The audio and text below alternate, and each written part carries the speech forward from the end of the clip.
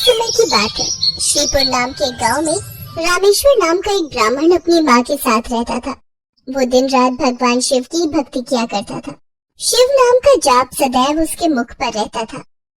ओम नमः शिवाय, ओम नमः शिवाय, ओम नमः शिवाय। रामेश्वर बेटा, आज भी तूने मुझे नहीं उठाया। खुद ही उठकर घर के सारे काम कर लिए, खीर भी भोग लगा दी तूने तो। हाँ माँ, मैंने सोचा फटाफट से काम करके खीर बना लेता हूँ। शिवजी भी खीर के इंतजार में बैठे होंगे। ये लो, भोग की खीर खाकर बताओ कैसी बनी है। रामेश्वर बेटा, इस खीर को तू बचपन से शिव जी को खिलाता आ रहा है। जब तेरे बापू जिंदा थे तब वो प्रसाद की खीर खिलाते थे और उनके जाने के बाद तूने ये नियम बना लिया। तेरी खीर बहुत ही स्वादिष्ट बनती है बेटे, और मुझे पता है भगवान शिव भी तेरे हाथों की खीर खाने के इंतजार में रहते होंगे। तभी तो मैं सुबह जल्दी उठकर सबसे पहले खीर ही बनाता हूँ ताकि भगवान शिव को भोग लगा सकूं। रामेश्वर का नियम था रोजाना सुबह जल्दी उठकर घर के सारे काम निपटाना और फिर भगवान शिव के भोग के लिए खीर का प्रसाद बनाना। ये कार्य पहले उसके पिता करते थे और पिता के जाने के बाद शिव जी की सेवा और खीर भोग की पूरी जिम्मेदारी रामेश्वर ने उठा ली। रामेश्वर को विश्वास था कि भगवान शिव उसके द्वारा खिलाई गई खीर को रोजाना ही खाते हैं। इसी विश्वास पर वो रोजाना खीर का भोग लगाता था और अपने भक्त के द्वारा भोग लगाई गई खीर को कैलाश पर्वत पर विराजमान भगवान शिव बहुत चाव से खाते थे। स्वामी, क्या बात है, आपको तो आनंद ही आनंद है। आपके भक्त आपको प्रेम से इतने स्वादिष्ट व्यंजन खिलाते हैं और आपका भक्त रामेश्वर तो नियम के अनुसार आपको खीर का भोग लगाता है। लाइए, थोड़ी सी खीर मुझे भी दे दीजिए। रामेश्वर के हाथों की खीर बहुत ही स्वादिष्ट होती है। हाँ देवी पार्वती, रामेश्वर इतनी स्वादिष्ट खीर का भोग लगाता है कि मन प्रसन्न हो जाता है। तभी नंदी और समस्त शिवगण वहाँ जाते हैं। महादेव, ये लीजिए, हम भांग और धतूरा ले आए हैं। नंदी, अभी तो हम स्वादिष्ट खीर का आनंद ले रहे हैं। ऐसा करो, भांग और धतूरे को वहाँ छोटे पर्वत पर रख दो। हम कुछ समय के बाद उसे ग्रहण करेंगे। अरे नंदी महादेव तो हमारी ओर देख तक नहीं रहे। उनका सारा ध्यान तो रामेश्वर की बनाई हुई खीर पर है। ऐसे कब तक चलेगा नंदी? हाँ, मैं भी यही देख रहा हूँ। इतने प्रेम से हम भांग और धतूरा पीस कर लाए और महादेव ने हमें इसे रखने के लिए बोल दिया। अरे नहीं नहीं, ऐसी बात नहीं है। महादेव ने बोला है कि हम उसे वहाँ रख दें। वो कुछ देर बाद उसे ग्रहण करेंगे। महादेव रोजाना रामेश्वर की भोग लगाई हुई खीर को बहुत चाव से खाते हैं। नंदी, मैं तो कई बार सोचता हूँ कि रामेश्वर की खीर में ऐसा क्या है कि भोलेनाथ सबसे पहले उसकी भोग लगाई खीर को ही खाते हैं और फिर और किसी तरफ उनका ध्यान ही नहीं जाता। तभी तो हम भांग धतूरा लेकर आए और उन्होंने बिना देखे ही इसे रखने के लिए बोल दिया। हाँ, कह तो तुम ठीक रहे हो भैरव। महादेव को भांग धतूरा इतना प्रिय है और रामेश्वर की खीर से ज्यादा उन्हें इस समय कुछ भी प्रिय नहीं लग रहा। तो क्या किया जाए नंदी कि महादेव का ध्यान अपने भक्त रामेश्वर से हटकर हमारी ओर आ जाए? एक रास्ता है। नंदी ने सभी गणों के कान में कुछ कहा। उसके पश्चात सभी गण पृथ्वी लोक पर आ गए और सबने ब्राह्मण रूप ले लिया और सब लोग रामेश्वर के पास पहुँचे। रामेश्वर शिव जी को खीर का भोग लगाने के लिए बाजार से सामान खरीद रहा था। ब्राह्मण वेश में नंदी ने रामेश्वर से कहा, रामेश्वर, तुम हमें नहीं जानते और हम तुम्हें बहुत अच्छे से जानते हैं। तुम भगवान शिव के भक्त हो और रोजाना उन्हें खीर का भोग लगाते हो। हाँ ब्राह्मण देव, आप तो सब कुछ जानते हैं। हाँ रामेश्वर, हम सब जानते हैं, इसीलिए तो हम तुम्हारे पास आए हैं। हमें पता है कि तुम महादेव के परम भक्त हो, पर तुम्हें पता है महादेव अब रोजाना खीर खाकर ऊब गए हैं। इसलिए अब तुम कुछ दिनों के लिए खीर का भोग रोक दो। तुम एक काम क्यों नहीं करते? तुम महादेव को सप्ताह में एक दिन खीर का भोग लगाया करो, जिससे महादेव को और अधिक स्वाद आएगा। अब महादेव को इतने सारे भक्त पूजते हैं। महादेव भी तो इतने सारे भक्तों के द्वारा दिए भोग को ग्रहण करते हैं। उनका पेट बहुत भर जाता है। अगर तुम उनको सप्ताह में एक दिन खीर का भोग लगाओगे तो उन्हें तुम्हारी खीर का इंतजार रहेगा और वो और अधिक आनंद से खीर खाएंगे। क्यों, हम सही कह रहे हैं ना? ये तो आप ठीक कह रहे हैं ब्राह्मण देव। इस विषय में तो मैंने कभी सोचा ही नहीं। अब मैं एक काम करता हूँ, मैं सप्ताह में एक दिन ही भगवान को खीर का भोग लगाया करूंगा ताकि वो और भी भक्तों का प्रसाद ग्रहण कर सके और फिर उन्हें मेरी खीर का बेसब्री से इंतजार रहे। भोला भाला रामेश्वर शिवगणों की बातों में आ गया। शिवगण खुशी खुशी कैलाश वापस लौट आए। अब शिव जी रोजाना रामेश्वर की खीर का इंतजार करने लगे कि कब रामेश्वर उन्हें भोग लगाए और कब वो खीर का भोग खाए। पर कुछ दिनों तक रामेश्वर ने खीर का भोग बनाया ही नहीं, तो शिव जी को खीर कहाँ से मिलती। अब सप्ताह में एक दिन रामेश्वर ने खीर का भोग लगा दिया, तो शिव जी ने खीर खा ली। फिर उसके बाद कुछ दिन और खीर नहीं मिली, तो भगवान शिव सोच में पड़ गए। उन्होंने अपने नेत्र बंद किए और उन्हें सारी सच्चाई पता लग गई और भगवान शिव को गुस्सा आ गया। शिव जी को गुस्से में आया देख सभी गण उनके समक्ष हाथ जोड़कर खड़े हो गए। नंदी, श्रृंगी, वीरभद्र, भैरव, तुम सभी गण जानते भी हो कि तुमने क्या किया है। मेरे भक्त रामेश्वर के द्वारा भोग में अर्पित की गई खीर मुझे कितनी प्रिय है और तुमने उसे खीर का भोग रोजाना लगाने के लिए मना कर दिया। महादेव, हमें क्षमा कर दीजिए, हमसे भूल हो गई। महादेव, जब हम आपको खीर खाता हुआ देखते थे तो हम यही सोचते थे कि आप हमारी ओर ध्यान नहीं दे रहे हैं। अच्छा, तो ये कारण है। और तुम सब ये नहीं जानते कि मेरा प्रेम अपने सभी भक्तों पर एक समान है। मैं भला तुम्हें कैसे भूल सकता हूँ। तुम तो मेरे हृदय में वास करते हो। तुम सब तो मेरी ही शक्तियों द्वारा उत्पन्न हुए हो।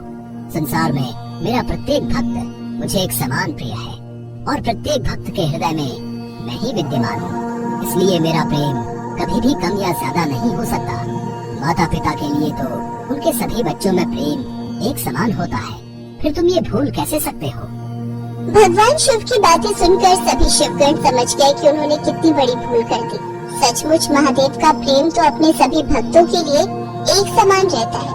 इसके बाद सभी शिवगण फिर से एक बार रामेश्वर के पास गए। रामेश्वर, हमें भगवान शिव का संदेशा आया है। वो कह रहे थे कि तुम्हारी खीर इतनी स्वादिष्ट होती है कि वो सप्ताह भर की प्रतीक्षा नहीं कर सकते। सप्ताह में एक दिन भोग से उनका मन ही नहीं भरता। इसलिए उनकी आज्ञा है कि तुम रोजाना ही उन्हें खीर का भोग लगाया करो। आप सच कह रहे हैं ब्राह्मण देव? भगवान शंकर को मेरे हाथों की बनी खीर इतनी प्रिय है? ठीक है, फिर मैं रोजाना उन्हें खीर का भोग लगाऊंगा। ये सुनकर रामेश्वर बहुत खुश हुआ। अब एक बार फिर रामेश्वर रोजाना खीर बनाकर भगवान शिव को भोग लगाने लगा। अब तो समस्त शिवगण भी भगवान शिव के साथ रामेश्वर द्वारा भोग लगी प्रसाद की खीर का आनंद लेते और खूब भरपेट खीर को खाते। भगवान शिव और देवी पार्वती दोनों सभी गणों को इस प्रकार खीर खाता देख मंद मंद मुस्कुराने लगे। भगवान शिव ने अपने परम भक्त रामेश्वर को सभी सुख सुविधाओं से पूर्ण रखा। उसके जीवन में कभी भी कोई कठिनाई नहीं आई। रामेश्वर का विवाह एक बहुत ही सुशील कन्या के साथ हुआ।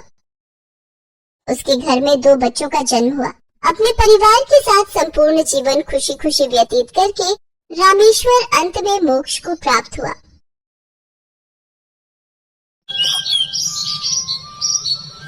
माँ पार्वती ने भगवान शिव से एक प्रश्न पूछा, जिसके बाद भोलेनाथ ने एक कथा सुनाई और अमर हो गया कबूतर का जोड़ा। उसी अमर कथा से जुड़ी है ये पौराणिक कथा। एक बार नारद मुनि कैलाश पर्वत पर भगवान शिव से मिलने पहुँचे। नारायण नारायण, प्रणाम माते। आइए देवर्षि नारद, कैसे आना हुआ? माते, मैं तो भगवान शिव और आपके दर्शन करने आया हूँ और महादेव कहीं दिखाई नहीं दे रहे। वे तो भ्रमण के लिए गए हैं, कुछ देर में लौटेंगे। देवर्षि नारद माँ पार्वती से वार्तालाप करने लगे। तभी उन्होंने माँ पार्वती से पूछा, माते, क्या आप अमर कथा के बारे में जानती हैं? अमर कथा? वो कौन सी कथा है? उसके बारे में तो मैं नहीं जानती। नारायण नारायण, माते, जब भगवान भोलेनाथ आएंगे तब आप उनसे इस बारे में पूछना। अच्छा माते, मैं चलता हूँ। नारायण नारायण। पार्वती माता सोच में पड़ गई कि ऐसी कौन सी कथा है जो स्वामी ने मुझसे नहीं कही। तभी भोलेनाथ कैलाश पर लौट आते हैं। माता पार्वती उनसे इस बारे में चर्चा करती हैं। प्रभु, आपने मुझे कभी अमर कथा के बारे में क्यों नहीं बताया? मुझे आज और अभी अमर कथा सुननी है।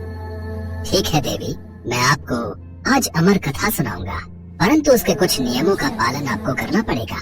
अमर कथा के दौरान आपको एक क्षण के लिए भी सोना नहीं है। आप बीच बीच में हुंकार भरती रहना, ताकि मुझे आभास रहे कि आप कथा सुन रही हैं, क्योंकि मेरे नेत्र भी उस क्षण बंद रहेंगे। ठीक है स्वामी, मैं ऐसा ही करूँगी।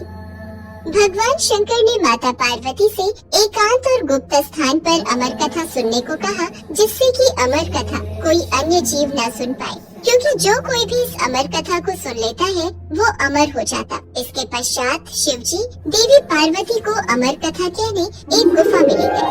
पुराणों में कहा जाता है शिव जी ने देवी पार्वती को अमरनाथ की गुफा में अपनी साधना की अमर कथा सुनाई थी, जिसे हम अमृतत्व कहते हैं। प्रचलित कथा के अनुसार भगवान भोलेनाथ ने अपनी सवारी नंदी को पहलगाम पर छोड़ दिया, जटाओं से चंद्रमा को चंदनवाड़ी में अलग कर दिया और गंगा जी को पंचतरणी में तथा कंठाभूषण सर्पों को शेषनाग पर छोड़ दिया। इस प्रकार इस पड़ाव का नाम शेषनाग पड़ा। अगला पड़ाव गणेश पड़ता है। इस स्थान पर भोलेनाथ ने अपने पुत्र गणेश को भी छोड़ दिया था, जिसको महागुणा का पर्वत भी कहा जाता है। पिस्सू घाटी में पिस्सू नामक कीड़े को भी त्याग दिया। इस प्रकार महादेव ने जीवनदायिनी पांचों तत्वों को भी अपने से अलग कर दिया। इसके बाद माँ पार्वती सहित उन्होंने गुप्त गुफा में प्रवेश किया और अमर कथा माँ पार्वती को सुनाने लगे।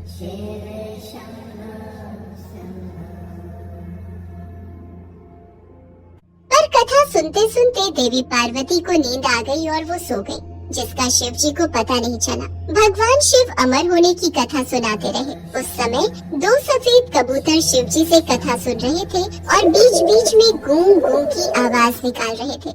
शिव जी को लगा कि माता पार्वती कथा सुन रही है और बीच बीच में हुंकार भर रही है। इस तरह दोनों कबूतरों ने अमर होने की पूरी कथा सुन ली थी। कथा समाप्त होने पर शिव जी का ध्यान देवी पार्वती की ओर गया, जो सो रही थी। अरे, देवी पार्वती तो गहरी निद्रा में है, तो फिर यह हुंकार कौन भर रहा था? अचानक महादेव की दृष्टि अमर कथा को सुनते उन कबूतरों पर पड़ी तो वे क्रोधित हो गए और उन्हें मारने के लिए आगे बढ़े। मेरे क्रोध से तुम दोनों को कोई नहीं बचा सकता। तुम्हें इसका दंड अवश्य मिलेगा। हे प्रभु, हमें क्षमा कीजिए। हमने अनजाने में ही भूल की और हमने आपसे अमर होने की कथा सुनी है। यदि आप हमें मार देंगे तो अमर होने की ये कथा झूठी हो जाएगी। इस पर भगवान शिव का क्रोध शांत हो गया। प्रभु, इन दोनों का इसमें कोई दोष नहीं। मैं गहरी निद्रा में सो गई थी। मैंने आपके आदेश का पालन नहीं किया, इसलिए इन दोनों को क्षमा कर दीजिए। भगवान शिव जानते थे कि अनजाने ही सही पर कबूतरों ने अमर कथा को सुन लिया था, इसलिए वे दोनों अमर हो चुके हैं। इस पर महादेव ने कबूतरों को जीवित छोड़ दिया। भगवान शिव के आशीर्वाद से वो कबूतर का जोड़ा अजर अमर हो गया। कहते हैं आज भी इन दोनों कबूतरों का दर्शन भक्तों को इस गुफा में प्राप्त होता है और तब से ये गुफा अमर कथा की साक्षी हो गई व इसका नाम अमरनाथ गुफा के नाम से प्रसिद्ध हो गया।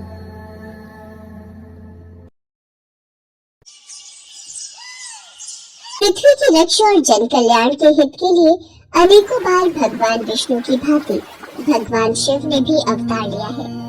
भगवान शिव द्वारा लिया गया ऐसा ही एक अवतार है बटुक अवतार। बटुक का अर्थ होता है छोटा बच्चा। पौराणिक कथा के अनुसार एक बार माँ पार्वती की पुत्री अशोक सुंदरी ने हुंड नामक दैत्य को अपनी बाल्यावस्था में एक श्राप दिया था कि उसकी मृत्यु अशोक सुंदरी के होने वाले पति नहुष के हाथों ही होगी। इसलिए बाल्यावस्था में ही हुंड ने नहुष का वध करने की योजना बनाई। मैं अशोक सुंदरी के श्राप को सिद्ध होने से पहले ही नष्ट कर दूंगा। मैं बाल्यावस्था में ही नहुष और अशोक सुंदरी का वध कर दूंगा। मुझे ये बात माताश्री को बतानी होगी। माताश्री, माताश्री, आप कहाँ हो? मेरा हृदय व्याकुल हो रहा है। क्या हुआ अशोक सुंदरी? आप इतनी घबराई हुई क्यों हो पुत्री? माताश्री, हुंड राक्षस नहुष को मारने के लिए निकल चुका है। वो नहुष का वध करने वाला है। उसको रोक लीजिए माताश्री, नहीं तो अनर्थ हो जाएगा। हुंड राक्षस की इतनी हिम्मत कि वो नहुष की हत्या करने का साहस कर बैठा। आज हुंड दैत्य को मेरे हाथों से कोई नहीं बचा सकता। देवता, ऋषि, मुनि सब हुंड के प्रकोप से तंग आ चुके हैं। अब मुझे उसका संहार करना ही होगा। देखते ही देखते माँ पार्वती माँ काली के रूप में आ जाती है। उनका क्रोध बढ़ रहा था। वो हाथों में खड्ग लिए हुंड के वध के लिए निकल पड़ती है, किंतु यदि वो हुंड का वध कर देती तो वो प्रकृति के खिलाफ हो जाता, क्योंकि हुंड दैत्य का वध नहुष के हाथों ही लिखा था। इसलिए माँ काली को रोकना जरूरी था, पर उनके क्रोध को कौन रोकेगा, यही समस्या थी। नारायण नारायण। प्रभु, माँ काली तो क्रोध में आकर हुंड का वध करने निकल चुकी है। अब इनके क्रोध को कौन शांत करेगा, कौन इन्हें रोकेगा? आप सही कह रहे हैं देवर्षि नारद। माँ काली को यदि रोका नहीं गया तो अनर्थ हो जाएगा। अब तो सिर्फ महादेव ही उनके क्रोध को शांत कर सकते हैं, जिस प्रकार उन्होंने पहले भी कई बार माँ काली के मार्ग में आकर उनके क्रोध को शांत किया है। आप तो जानते ही हैं देवर्षि नारद, जब देवी पार्वती अत्यंत क्रोधित होती हैं, तो वो महाकाली का रूप धारण कर लेती हैं और फिर उनके क्रोध को शांत करना असंभव हो जाता है। इतनी देर में सभी देवी देवता भगवान विष्णु के पास प्रकट होते हैं। प्रभु, देवी काली अत्यंत क्रोधित हो चुकी है। संसार भय से कांप रहा है। प्रभु, कुछ कीजिए प्रभु, कुछ कीजिए। आप चिंतित मत होइए देवराजेंद्र, हम सब भगवान शिव के पास चलते हैं। महादेव, सभी देवी देवता आपके पास विनती है, दुआएं हैं, इनकी सहायता कीजिए। मैं आपकी क्या सहायता कर सकता हूँ ब्रह्मदेव? आखिर क्या हुआ है? महादेव, हुंड दैत्य को पता चल चुका है कि भविष्य में उसका वध आपके होने वाले जामाता नहुष के हाथों ही होगा, इसलिए वो उसकी हत्या हेतु निकला है। देवी पार्वती इसी कारण क्रोध में आ गई हैं और उन्होंने माँ काली का रूप धारण कर लिया है। अब उनके क्रोध को केवल आप ही शांत कर सकते हैं देवाधिदेव। काली के क्रोध को शांत करने के लिए मुझे उनके सामने जाना होगा। सभी देवी देवताओं को आश्वासन देकर भगवान भोलेनाथ देवी काली के समक्ष प्रकट होते हैं। देवी काली क्रोध की अग्नि में जल रही थी। वो भगवान शिव को अपने सामने देखकर विशाल रूप धारण कर लेती हैं और उनका क्रोध अत्यधिक बढ़ जाता है। शिव जी भी उन्हें रोकने के लिए अपना विशाल रूप धारण कर लेते हैं। रुक जाओ देवी पार्वती, शांत हो जाओ। नहीं, अब मेरा क्रोध तभी शांत होगा जब मैं हुंड दैत्य का वध करूंगी। देवी पार्वती, यदि आपने हुंड का वध कर दिया तो हमारी पुत्री अशोक सुंदरी द्वारा दिए गए उस श्राप का क्या होगा? वो श्राप व्यर्थ जाएगा। आप उस श्राप की मर्यादा को कैसे भंग कर सकती हो? आप जानते हैं प्रभु, हुंड ने हमारी पुत्री और होने वाले जमाता को मारने का दुस्साहस किया है और आप कहते हैं कि मैं शांत हो जाऊं? नहीं। देवी पार्वती, आसमान की ओर देखिए। सभी देवी देवता आपके इस रौद्र रूप को देखकर घबरा रहे हैं। शांत हो जाओ पार्वती, यही संसार के हित में है। नहीं, अब मुझे कोई शांत नहीं कर सकता। आप मेरे मार्ग से हट जाइए, मैं आज नहीं रुकूंगी। पर रुकिए देवी पार्वती, हमारी पुत्री अशोक सुंदरी और नहुष दोनों ही सकुशल हैं, उन्हें कुछ नहीं हुआ। नारायण नारायण, अब क्या होगा प्रभु? माता तो क्रोध की अग्नि में आगे बढ़ चुकी है। अब महादेव माता को कैसे शांत करेंगे? उन्होंने तो महादेव की बात को मानने से भी इनकार कर दिया है। देवर्षि नारद, भगवान शिव के होते हुए हमें चिंता करने की कोई आवश्यकता नहीं है। वो देवी काली के क्रोध को शांत अवश्य करेंगे, आप निश्चिंत रहिए। माँ काली क्रोध में आगे बढ़ती जा रही थी, तभी उन्हें एक बालक के रोने की आवाज सुनाई दी। वास्तव में वो बालक कोई और नहीं बल्कि महादेव का ही अवतार था, जो हूबहू दिखने में महादेव की तरह ही था। अपने बाल रूप में महादेव रोए जा रहे थे, उनका रोना बंद नहीं हो रहा था। लगातार रोते बच्चे की आवाज को सुनकर माँ काली रुक जाती है। बच्चे का रोना माँ काली से देखा नहीं गया। वो उस बालक के पास जाती है। छोटे से बालक को रोता हुआ देख माँ काली से रहा नहीं जाता और वो उस बालक को गोद में उठा लेती है। ये बालक क्यों रो रहा है? ये बालक तो चुप ही नहीं हो रहा। लगता है मेरे इस रूप को देखकर ये डर रहा है। मुझे अपने वास्तविक रूप में आ जाना चाहिए। बालक की करुण आवाज को सुनकर माँ काली अपना क्रोध भूल जाती है और वो अपने वास्तविक रूप में आ जाती है और बच्चे को खिलाने लगती है। बालक भी चुप हो जाता है। तभी वहाँ पर देवर्षि नारद और भगवान विष्णु सभी देवताओं के साथ प्रकट होते हैं। देवी पार्वती, ध्यान से इस बालक की तरफ देखिए। आपके क्रोध को शांत करने के लिए ही महादेव ने इस बालक का रूप धरा है और ये जो रो रहे थे वो इनकी पीड़ा थी। ये जानते थे कि आप इस समय अत्यंत दुखी हैं और आपने अपने क्रोध को और आपने अपने दुख को क्रोध में परिवर्तित कर लिया है और क्रोध विनाशकारी होता है। ये तो आपको परिचित है देवी पार्वती, इसलिए आपके क्रोध को शांत करने के लिए ही महादेव ने इस बालक का रूप धरा था। आज ये सिद्ध हो गया कि अत्यंत क्रोध को अत्यंत प्रेम भाव से ही शांत किया जा सकता है। महादेव, आज से आपके इस बाल रूप को बटुक अवतार के रूप में जाना जाएगा।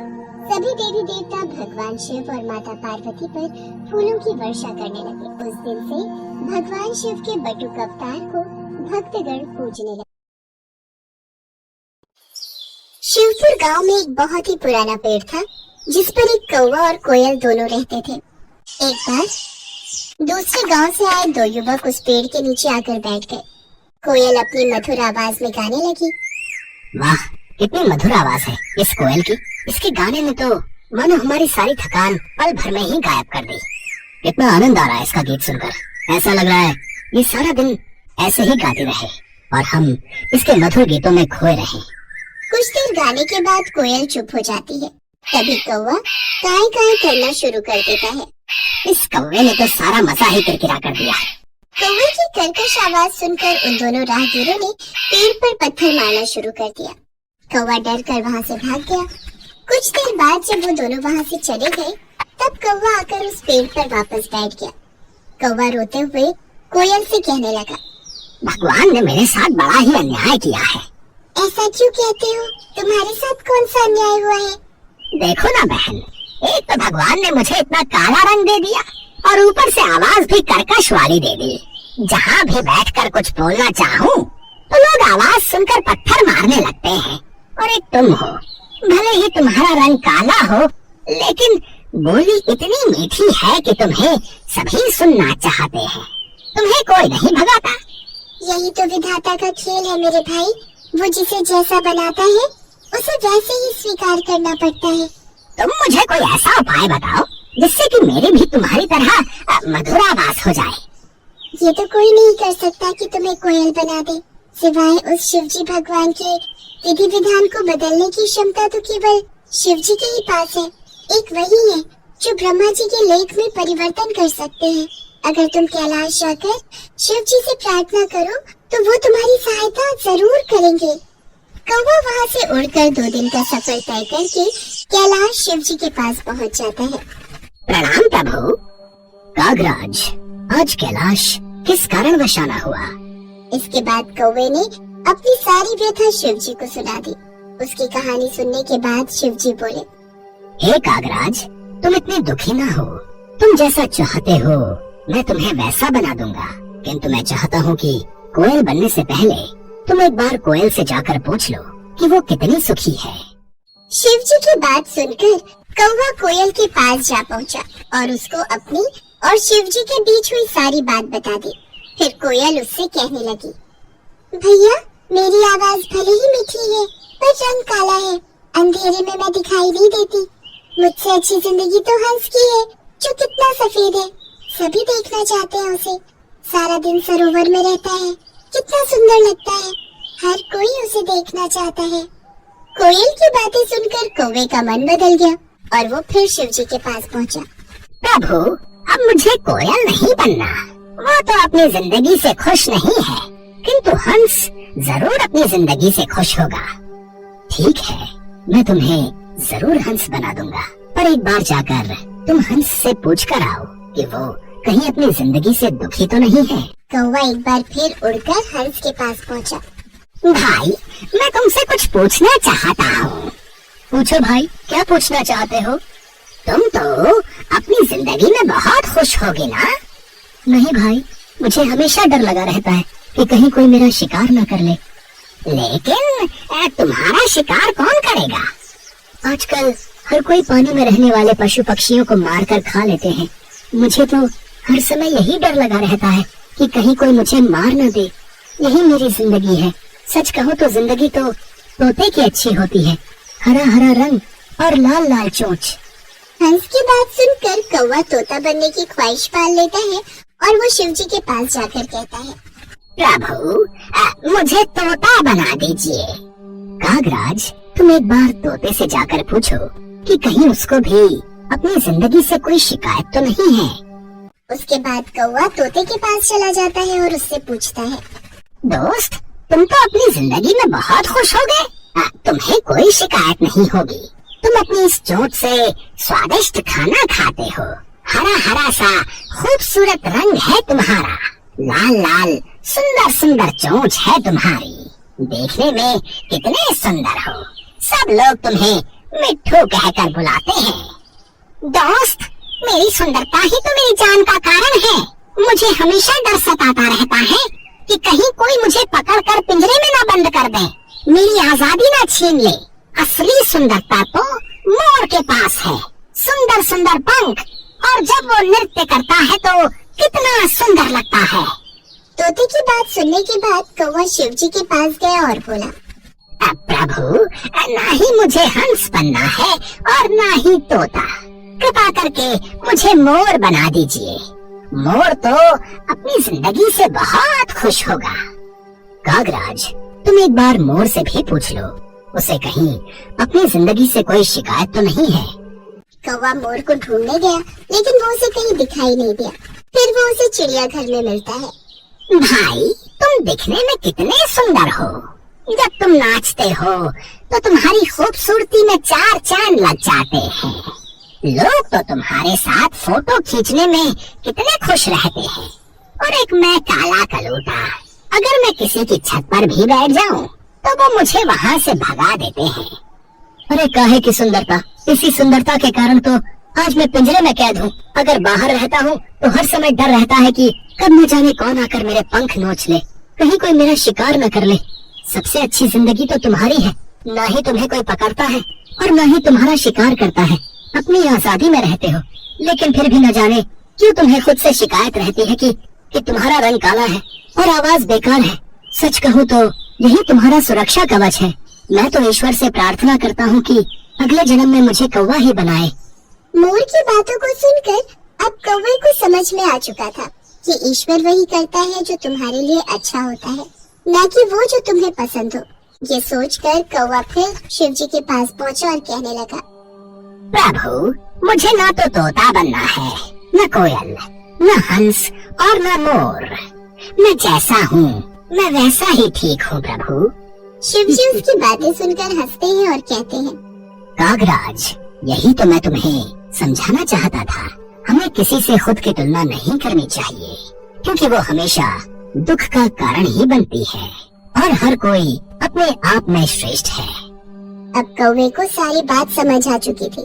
वो शिव जी से आज्ञा लेकर खुशी खुशी वापस कोयल के पास लौट जाता है।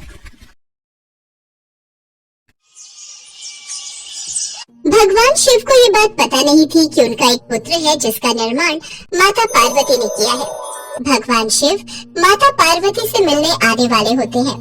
ये खबर सुनकर माता पार्वती स्नान करने चली जाती है, लेकिन उस समय कोई गुण उपस्थित न होने के कारण वो गणेश को बाहर पहरेदारी के लिए खड़ा करके जाती हैं कि कोई अन्य अंदर प्रवेश न कर सके। इसके पश्चात भगवान शिव वहां पहुंचते हैं और अपनी गुफा में जाने का प्रयास करते हैं। गणेश जो द्वार पर पहरेदारी कर रहे होते हैं, वो शिव जी को अंदर जाने से रोकते हैं। शिव जी को आश्चर्य होता है कि ये बालक कौन है जो उन्हें उनके ही निवास स्थान पर जाने से रोक रहा है। कौन हो तुम धूर्त बालक, जो इस तरह से बात कर रहे हो? हम स्वयं ही भीतर जाकर देवी पार्वती से पूछते हैं। ये कौन बालक हमारे द्वार पर हमारा रास्ता रोक कर खड़ा है? रुकिए, आपको भीतर जाने की अनुमति नहीं है। मेरी माता श्री का आदेश है कि कोई भी भीतर न जाने पाए, और जब तक वो नहीं कहती मैं किसी को भी इस महल के भीतर नहीं जाने दूंगा। बालक, हमें क्रोध मत दिलाओ, हमारे सामने से हट जाओ, वरना हमारे क्रोध को तुम नहीं जानते हो। और आप मुझे नहीं जानते, मेरे होते हुए इस द्वार को कोई नहीं लांघ सकता। तो फिर आज हमारे हाथों तेरा वध होगा। ले बचा अपने आप को हमारे इस वार से। अच्छा, तो आप युद्ध करना चाहते हैं तो ये भी हो जाए। इसी बात पर गणेश जी और शिव जी में युद्ध प्रारंभ हो जाता है। युद्ध में भगवान शिव अपने त्रिशूल से गणेश का सिर धड़ से अलग कर देते हैं। सभी देवता भी वहां उपस्थित होते हैं और उन्हें भी इस बात का अंदाजा नहीं होता है कि गणेश कौन है। सबकी आवाजें सुनकर माता पार्वती बाहर आती हैं और ये देखती हैं कि उनके पुत्र का धड़ अलग और सिर अलग है। माता पार्वती क्रोध से भर गई और शेर सवारी माँ दुर्गा के रूप में आ गई। उन्होंने अपनी सभी शक्तियों को प्रकट कर प्रलय मचाने का आदेश दिया। शैलपुत्री, ब्रह्मचारिणी, कुष्मांडा, स्कंद माता, कात्यायनी, कालरात्रि, महागौरी, सिद्धिदात्री, मेरे 9 रूप, मेरी 9 शक्तियाँ प्रकट हो। देखते माँ दुर्गा के 9 रूप 9 देवियाँ प्रकट हो गयी। मेरी शक्तियों सारे संसार में प्रलय मचा दो। सबसे पहले उनका विध्वंस करो, जो मेरे पुत्र को मारकर आनंद मना रहे हैं, विजय उत्सव मना रहे हैं। स्वजन परिजन का भेद भुलाकर जो मिले उन्हें तुरंत यमपुरी पहुंचा दो। जो आज्ञा मातेश्वरी। सभी देवी शक्तियां संपूर्ण कैलाश सहित पूरे ब्रह्मांड में विध्वंस करने लगी। संपूर्ण ब्रह्मांड में कोलाहल मच गया। सभी ऋषिगण और देवतागण माता से प्रार्थना करने लगे। हे मातेश्वरी, शांत हो जाइए, नहीं तो अनर्थ हो जाएगा। ये पूरी सृष्टि आपके क्रोध की ज्वाला से भस्म हो जाएगी। जब तक मेरा पुत्र जीवित नहीं हो जाता, तब तक चारों ओर ऐसी ही तबाही मची रहेगी। अब तो भगवान भोलेनाथ ही कुछ कर सकते हैं। हम सभी को उनके पास जाना चाहिए। सभी देवतागण और ऋषिगण भगवान भोलेनाथ के पास जाते हैं। हे महादेव, माँ पार्वती का क्रोध बढ़ता ही जा रहा है। उनकी 9 शक्तियाँ पूरे ब्रह्मांड का विध्वंस कर देंगी। कुछ कीजिए प्रभु, उनका क्रोध शांत करने के लिए कुछ कीजिए। माँ पार्वती ने कहा है, जब तक गणेश को पुनर्जीवन नहीं मिल जाता, तब तक उनका क्रोध शांत नहीं होगा। अगर गणेश को पुनर्जीवन नहीं मिला तो सर्वनाश हो जाएगा। आप चिंता मत कीजिए, मैं इस समस्या का समाधान सोच चुका हूँ। पर महादेव, आप बालक गणेश को पुनर्जीवित कैसे करेंगे? बालक गणेश का मस्तक तो आपके त्रिशूल के प्रहार से क्षत विक्षत हो गया है। होगा, अवश्य होगा। हे मधुसूदन, आप उत्तर दिशा की ओर जाइए और जो भी प्राणी आपको सबसे पहले दिखाई दे, उसका मस्तक काट कर ले आइए। भगवान श्री हरि विष्णु उत्तर दिशा की ओर प्रस्थान करते हैं। उत्तर दिशा का अवलोकन करने पर भगवान श्री हरि विष्णु को सबसे पहले दिखाई देने वाला प्राणी एक हाथी था, जो वास्तव में देवराज इंद्र का श्रापित हाथी ऐरावत था। श्री हरि विष्णु मुस्कुराए और उस हाथी के समीप गए। हाथी ने विष्णु जी को नमस्कार किया, मानो वो खुद भी इस श्राप से मुक्त होने की कामना कर रहा हो। श्री हरि विष्णु ने अपने सुदर्शन चक्र से उसका शीश काटकर उसे मुक्ति प्रदान की। ऐरावत हाथी श्राप से मुक्त हो गया और अपने असली रूप में आकर स्वर्ग लौट गया। भगवान विष्णु हाथी का मस्तक लेकर कैलाश लौट आए। उसके पश्चात भगवान शिव गणेश के धड़ से हाथी का मस्तक जोड़ देते हैं। भगवान गणेश जीवित हो जाते हैं और माता पार्वती का क्रोध शांत हो जाता है। सभी देवी देवता भगवान गणेश को अपना अपना आशीर्वाद देते हैं। पुत्र गणेश, मैं तुम्हें वरदान देती हूँ कि संसार में अब से तुम प्रथम पूजनीय कहलाओगे। कोई भी मंगल कार्य शुरू करने के लिए प्रथम पूजा तुम्हारी होगी। श्री गणेश के प्रथम पूजन के बिना कोई भी मंगल कार्य, पूजा पाठ, जप तप, व्रत, धर्म आदि का फल प्राप्त नहीं होगा। आज से गणेश को सभी का अध्यक्ष घोषित किया जाता है। प्रथम पूज्य होने के कारण आज से तुम मेरे सभी गणों के भी अध्यक्ष बनोगे। मेरा आशीर्वाद है, संसार में कोई भी तुम्हारा सामना नहीं कर सकेगा। और फिर सभी देवी देवता बालक गणेश को अपना अपना आशीर्वाद देते हैं। बालक गणेश सभी देवी देवताओं को नमन करते हैं। भगवान भोलेनाथ और माँ पार्वती बालक गणेश को अपने हृदय से लगा लेते हैं। उस दिन से गौरी पुत्र गणेश प्रथम पूजनीय हो गए। संसार में कोई भी शुभ कार्य करने से पहले भगवान गणेश की पूजा होती है। उसके पश्चात ही कोई मंगल कार्य की शुरुआत होती है।